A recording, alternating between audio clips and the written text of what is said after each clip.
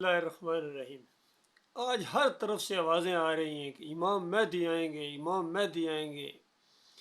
اور سب سے زیادہ اس کو بیان کرتے رہے ہیں ڈاکٹر اسرار، اور آج کل یہ مرزا علی انجینئر،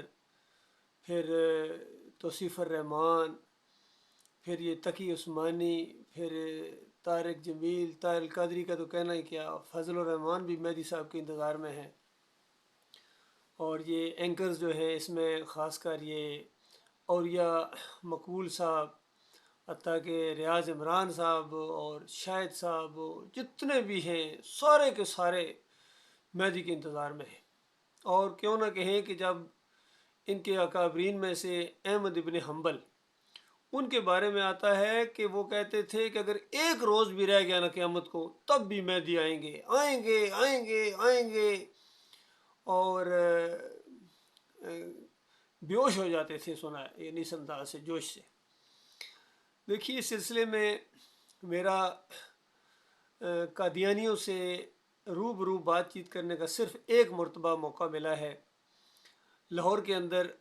میں تھا تو ایک قادیانی نے مجھے کہا کہ دیکھیے آپ سارے جتنے مسالک پائے جاتے ہیں سب کہتے ہیں مہدی آئے گے، لیکن کوئی لا نہ پایا، اور اگر ہم نے مہدی وہ لے آئے ہیں اس کے بعد انہوں نے نبوت کا دعویٰ کر دیا ہے تو آپ کو کیا پریشانی ہے؟ تو میں نے کہا اچھا، جس جھوٹ کے اوپر انہوں نے ایکا کیا ہوا تھا یہ جن سارے مسالک نے، بریلویوں، دیوبندیوں، اہل حدیثوں، سلفیوں، حنبلیوں، سب نے جس کے اوپر ایکا کیا ہوا تھا، جس جھوٹ کے اوپر، اس کے اوپر آپ نے عمارت تعمیر کر دی۔ تو ایک دم حیران ہوا، کہنے لگا کہ کیا نہیں آئیں گے میں امام مہدی؟ میں کہا بھائی ہمارے ہاں تو امام مہدی اسلام کے اندر تو کوئی اس کا ذکر نہیں ہے، نہ قرآن میں ہے، نہ صحیح حدیث کے اندر بھی نہیں ذکر ہے، خاص کر بخاری اور مسلم کی جو کتابیں ہیں حدیث کی اس پہ تو بالکل ہی ذکر نہیں ہے۔ باقی کمزور روایتوں کے اندر کچھ چیزیں آ گئی ہیں اور یہ چیزیں ان لوگوں نے لے لی ہیں صحیح باتوں کو چھوڑ کے۔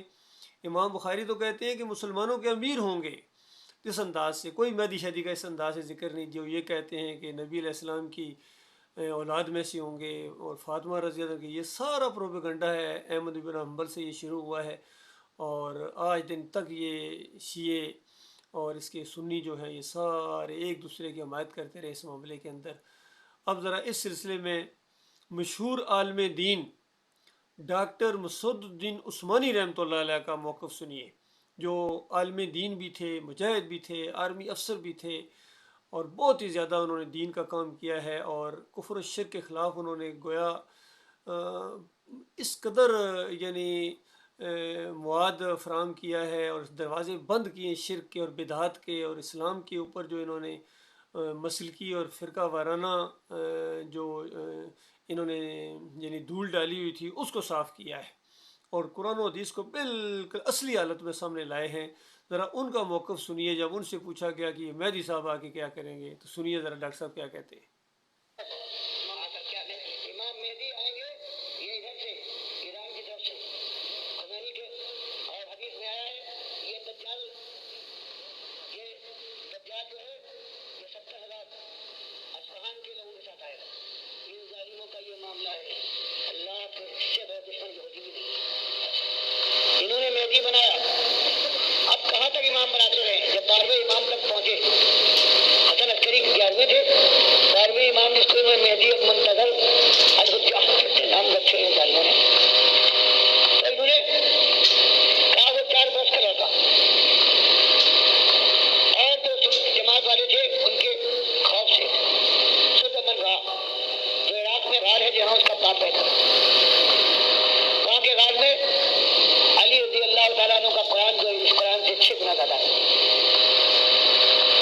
اور حضرت موسیٰ کاشا کہاں مل گیا پاؤ وہ لے گیا تھا، اور اسی طرح سے حضرت سلیمان کی انگشتری، اور وہاں چھپ گیا 50 سال تک، تو اس کے مرید 4 سال کے لڑکے سے ملتے رہے، اس کو راستہ بڑھتی ہو، اس کے بعد یہ نعمت تامہ نہیں تھا سبرا تھا، اب نعمت تامہ ہے۔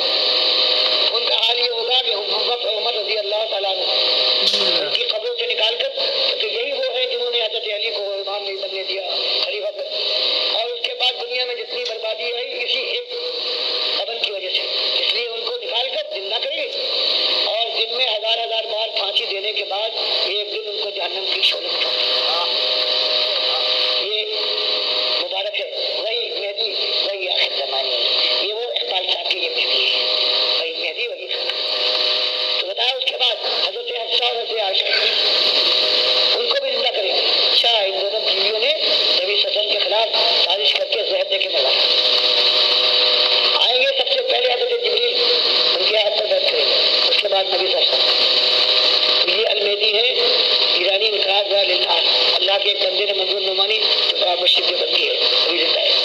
लेकिन उसने ये बात श्योर करना सही लिखी है। बात अगर उसे किताब मिलती है ईरानी इनकलाब,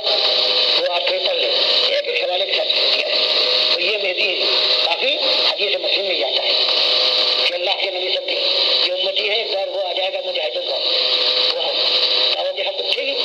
और जंग करेंगे, आखिरी जंग इनकी होगी दज्जाल से पहले कोई शर्त से कुछ दुनिया के महाज पर।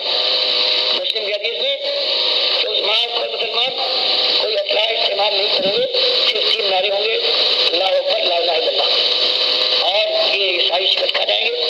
माल गनीमत जमा कर रहे होंगे, हथियार लटका दिए होंगे इन्होंने कि ये अफवाह फैल जाएगी, इनके कानों तक पहुंचेगी तो तुम यहाँ माल गनीमत जमा कर रहे हो, तुम्हारे बच्चे जो शाम में उनके अंदर दज्जाल निकला है, उनका ईमान बर्बाद कर रहा है। तो ये सब कुछ छोड़कर दौड़ेंगे, शाम पहुंचने के बाद मालूम होगा ये खबर गलत है। उसके कुछ दिनों के बाद दज्जाल हमला आवर होगा और इसके अंदर 70,000 अस्फहान के, जो मुस्लिम की हदीस में है, वो ऐसे यहूदी शामिल होंगे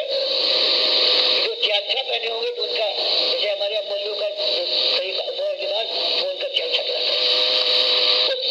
तो हमलावर होगा। तो उस वक्त का जो इमाम जो कुसुम की फतेह के बाद आया था, वो एक नमाज पढ़ा रहा होगा, जहाँ तक मुझे याद है अक्स की नमाज है, जहाँ अगर उसमें कोई गलती हो जाए तो अल्लाह माफ करे। तो उसके बाद जो मालिक के किताब पर माती वही बनाई किताब अल्लाह लिए उन्होंने भी कमला पहुंची कि कोई भी अहले किताब जो आज कहता है, कोई कहता है कि हमने उनको कट करवा दिया, सूली पे चढ़ा दिया, कोई कहता है नहीं वो कफारा बन गए ईसाइयों को, अल्लाह ने अपने बेटे को कफारा बना दिया। और मैं कोई यहूदी और ईसाई नहीं होगा जो ईमान में ले आए कि हम झूठ थे, ये तो मौजूद जिंदा है। वो उतरेंगे दमिश्क के मशरिक किनारे से, एक मीनार से, सफेद मीनार से, 2 फरिश्तों के कांधों पर हाथ धरे हुए, ऐसा मालूम होगा कि अभी हम्माम यानी दीमाग से निकले हैं, मोती के ऐसे कतरे टपक रहे हैं उनके बालों से। उनको इमाम देखेगा, पहचानेगा, ये तो हदीस की बात है, ये तो भाई निशानियां आ गए ईसा अलैहिस्सलाम। वो कहेगा कि आप जो अल्लाह के नबी हैं, आप इमामत कीजिए। वो कहेंगे पहली बात तुम करो। तो बुखारी दोनों मुस्लिम दोनों के पहली नमाज जो आगे पढ़ेंगे, वो उस वक्त का जो इमाम होगा उसके पीछे वो साबित कर देंगे कि वो नई शरीयत नहीं लाए, बल्कि उसी शरीयत का मानने वाला। उसके बाद सारे मामला हाथ में ले लेंगे, जंग होगी। और मुस्लिम की हदीस में कि आज जो लीडा का सबसे बड़ा सिविल एयरपोर्ट है इन इसराइलियों का, उसका नाम अरबी में लुत्फ है। तो आपने फरमाया लुत्फ तक पीछा करेंगे, शिकस्त खाने के बाद भागेगा दज्जाल। हालांकि अल्लाह ने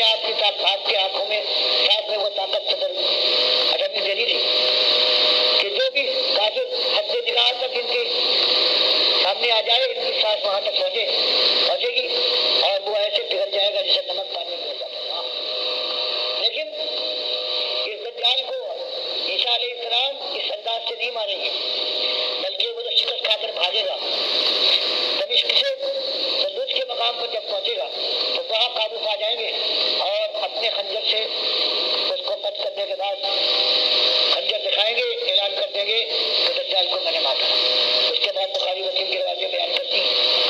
कि ऐसी अब तरी फैलेगी खुमैनी की फौज में, ये दज्जाल इससे बड़ा दज्जाल पा सकता है, खुमैनी की फौज में, ये दज्जाल की फौज में ऐसी फैलेगी, चाहे जमात इस्लामी उसको अपना अमीर माने, चाहे मेरे साथी असद साहब कहें कि यही उनका ईमान है, ईमान का यही तो गलत। नबी साहब को माते कि एक एक पत्थर, एक एक दख्त, जब यहूदी उनके पीछे जाकर छपेगा, वो ऐलान करेगा, पुकारेगा या मुस्लिम ताज यहूदी बराई, तो इस तरह से सब कट कर दिए जाए। ये है असल मामला अल्लाह के बंदो। आज जिसको डॉक्टर इसरार का साहब कहते हैं कि 2 मेहदी हैं, एक शियों का मेहदी और एक हमारा सुन्नियों का मेहदी। इन मेहदी इन्होंने ज़रूर लाना है, झूठी रवायतों के ज़रिए इन्होंने ये ईमान बनाया है, ये अकीदा बनाया है। असल में वो दज्जाल का जो मामला है ये उसको मेहदी समझेंगे। اور سب اپنے آپ کو کہہ رہے ہیں کہ ہمارا ایک نجات دہندہ آئے گا۔ یہودی بھی اس کے انتظار میں اس دجال کو، جن کو شیعہ اپنا مہدی سمجھیں گے، وہ اپنا مسیح سمجھیں گے، اور اس طریقے سے اس کے اوپر ایمان لائیں گے، اور جو کچھ وہ کرے گا اس کو اپنا رب مانیں گے۔ آج بھی انہوں نے